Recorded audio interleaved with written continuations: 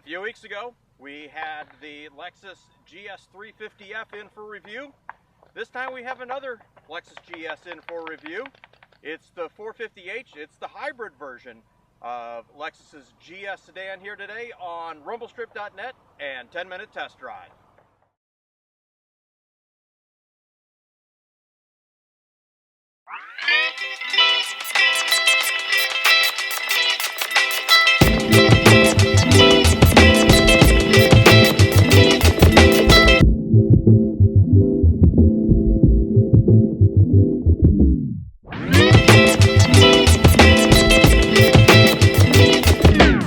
So much like our last review of the GS, we've been really impressed with our time, and having spent a second week now with the GS and the hybrid version, it really reinforces everything that we thought with the 350F, the sport version.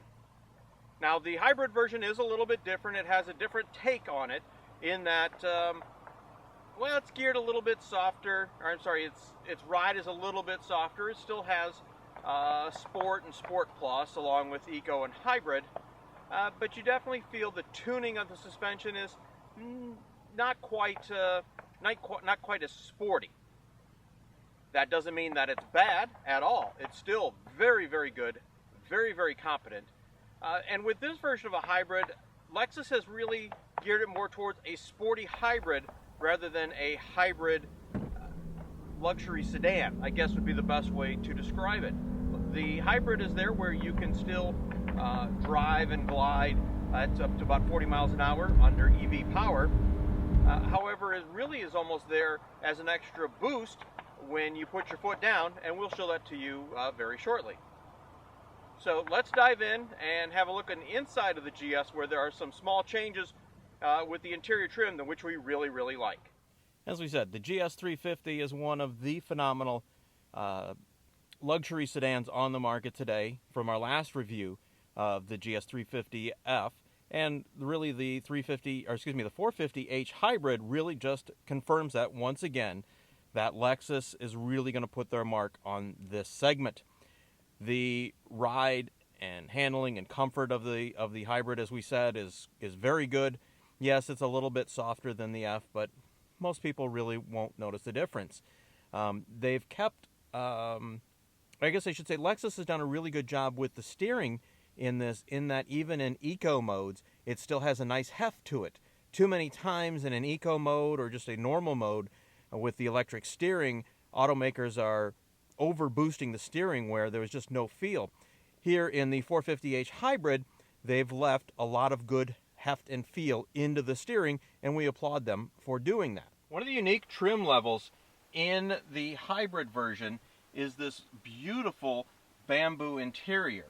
We really like this light colored bamboo with the dark interior here. Now it doesn't have all the contrast in colors and materials maybe that the 350h did, but the bamboo really does a great job of creating a light, airy feel to the interior. Now, one thing that perplexed us a little bit here is the display here. Now, if you recall, in our 350F review, it had a 12.3-inch display which really filled this bin here. Now, this does not have navigation, which is a little odd on a car that's just shy of $63,000, and because it doesn't have the navigation, it has a much smaller screen. When you look at it, as we zoom back here, you see how it does not fill that bin, and it just looks very odd, and to us that's a huge miss. We think that regardless of navigation or not, it should have the full 12.3-inch display. Now, one thing this also does not do is when you change modes from, say, Eco to Sport or Sport Plus, you don't get because it doesn't have the larger screen, you don't get the graphics that jump up to show you the differences.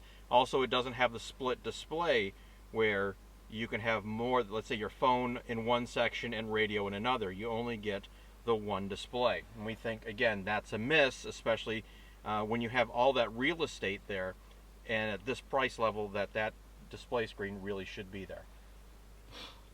And we'll take a look at the instrument display here and show you the differences here. When you're in eco mode, you see we're running on EV right now, and it's, rather than the tachometer, you have your power gauge. Switch to sport, and now the EV gets turned off. We're running, and you have your tachometer, and you also have that in Sport Plus.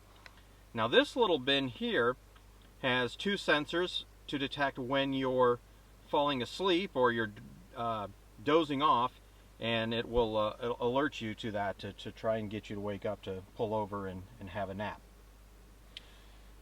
This also has the radar cruise control.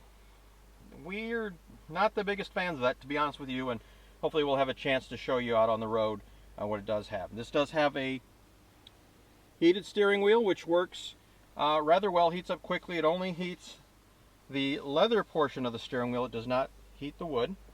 We do have heated and cooled seats. What we're going to do is set the cruise here just about 75 miles an hour. 74 miles an hour, okay. And right now we're on it's set at the furthest distance. It's going to keep the largest gap it can. And I want you to see just how large this gap is. So we are down to 65, 66 miles an hour, and that's the largest gap that it'll keep at that speed. Now let's close that gap a little bit. We'll select the medium gap versus the largest gap. We'll speed up a little bit here. And now we are up to, well, about 71 miles an hour with a gap. We'll probably back it down here just a little bit. Yep. Play a little catch up, balance the speed. And again, there is your gap. Now it's kind of hard to see. We'll zoom in a little bit, but that's probably 5 car lengths, if not more. Like more like 6 or 7. And now we'll go to the shortest distance here. And we'll speed up again a little bit to close the gap. Well, we've got that pulling off, so we're going to speed up anyways. Got another car in front of us. So we're back up to just about 75 miles an hour, which was our set speed. Closing that gap.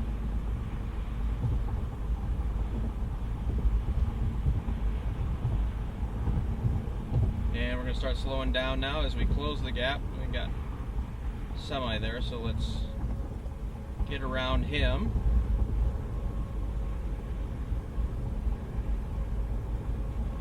And we're at about 70 miles an hour now, and that is the shortest distance at 70 miles an hour. So that truck's probably 25 feet long. We're keeping at least 50 feet distance at 70 miles an hour.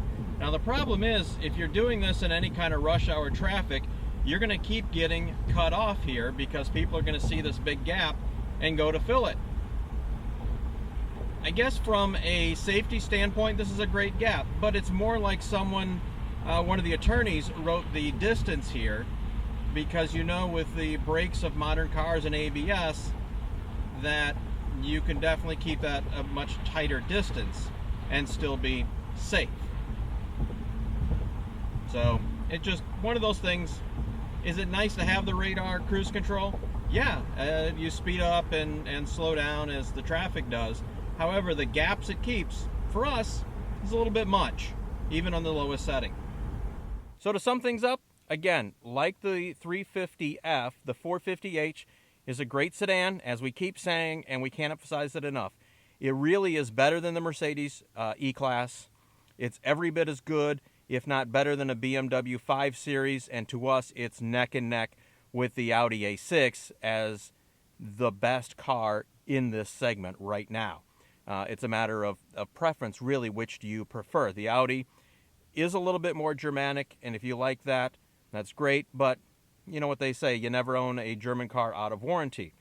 With the Lexus, it has the quality, the reliability that you would probably expect to get in a Toyota/Lexus product. So, you know, I don't want to say it's 6 one, half a dozen the other, but in much the same, but in a lot of ways it is. It's your take. What do you want? A German sedan or a Japanese sedan in the luxury segment. They both do a great job, and you can't go wrong with either. Good to have competition in the class.